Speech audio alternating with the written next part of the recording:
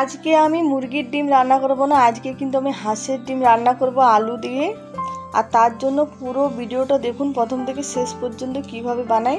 আর এখানে আগে কিন্তু হাঁসের ডিম সেদ্ধ করে নিয়েছি আর তার সঙ্গে আলুও সেদ্ধ করে নিয়েছি। ডিমের খোসা ছাড়িয়ে নিয়েছি আর আলুর খোসা আগে ছাড়িয়ে নিয়েছি। ডিম আর আলুর মধ্যে এবারে দিয়ে দিলাম নুন হলুদ গুঁড়ো। এবারে ভালো করে মাখিয়ে নেব ডিম আর আলু।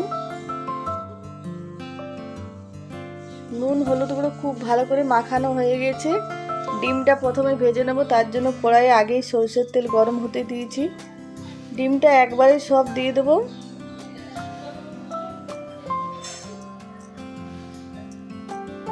ডিমটা খুব ভালো করে ভেজে নেব।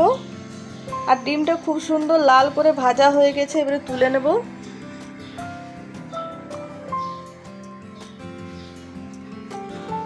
এবারে আলুটা ভেজে নেব ওই তেলেই। আলুটা কিন্তু একবারে সবটা ভাজবো না, অর্ধেক করে ভেজে নেব, তাহলে আলুটা ভালো ভাজা হবে। আলুটাও দেখুন লাল করে ভেজে নিয়েছি, এবারে তুলে নেব। সব আলুই ভাজা হয়ে গেছে, আলু ডিম খুব সুন্দর ভাজা হয়ে গেছে। এবারে ওই তেলের মধ্যেই দিয়ে দিলাম পেঁয়াজ কুচি। পেঁয়াজটা লাল করে ভেজে নেব। পেঁয়াজ খুব সুন্দর ভাজা হয়ে গেছে, এবারে দিয়ে দিচ্ছি টমেটো বাটা। দুটো বড় সাইজের টমেটো বাটা দিয়েছি। একটু নেড়ে চেড়ে এবারে দিয়ে দিচ্ছি আদা জিরে লঙ্কা রসুন বাটা, দিয়ে দিচ্ছি লঙ্কার গুঁড়ো, নুন পরিমাণ মতো, হলুদ গুঁড়ো, একটু চিনি। এবারে মশলা খুব ভালো করে কষিয়ে নেব। মশলা খুব সুন্দর কষানো হয়ে গেছে, মশলা থেকে তেল ছাড়ছে।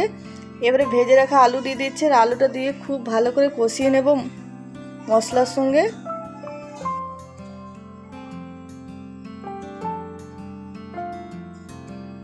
আলুটা মশলার সঙ্গে খুব ভালো করে কষানো হয়ে গেছে। এবারে দিয়ে দিলাম গরম মশলা গুঁড়ি ধনে পাতা কুচি। এবারে দিয়ে দেবো এর মধ্যে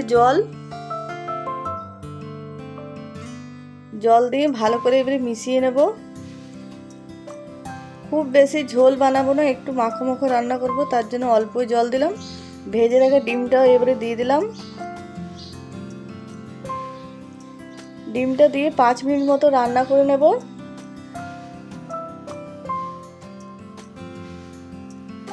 দেখুন হাঁসের ডিম আলু দিয়ে রান্না হয়ে গেল, আর খেতে দারুণ হয়েছিল বন্ধুরা।